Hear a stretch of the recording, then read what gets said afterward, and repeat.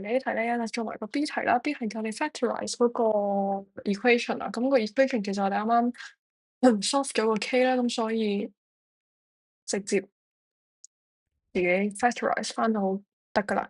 咁見到呢啲咁多次方嘅，通常都係揾佢個 similarities 啦，例如呢度負八咁樣啦，咁所以一定係抽佢個負八出嚟啦，咁就 x 加一。然後前面呢一 part 咧，因為大家都係 x 三次方啦，所以就會抽個 x 三次方出嚟，咁就會變咗係咁啦。咁你會見到其實大家都係 x 加一㗎嘛，所以你可以 fact 翻個 x 加一出嚟，然後就會剩翻 x 三次方減八。咁你記得原來 x 三次方減八，你會見到其實，會好熟面口喎，因為係 x 三次方啦，然後個八啦，咁其實八係等於咩啊？二嘅三次方嘛。咁其實我哋而家有嘅嘢就係講緊 x 加一啦，跟住之後就係 x 三次方減二嘅三次方，係咪？咁所以 a 三次減 b 三次咧，其實呢一度都可以 fact 到啲嘢出嚟嘅。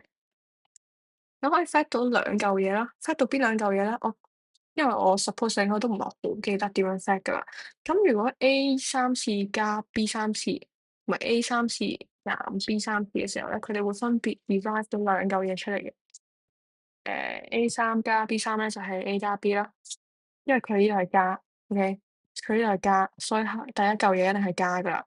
咁調翻轉啦，如果 A 三減 B 三就係 A，所以就會係 A 減 B 啦。跟住第二嚿咧就會係 fact 咗 A 二次減 AB 加 B 二次。咁下面咧就係 A 二次加 AB 加 B 二次。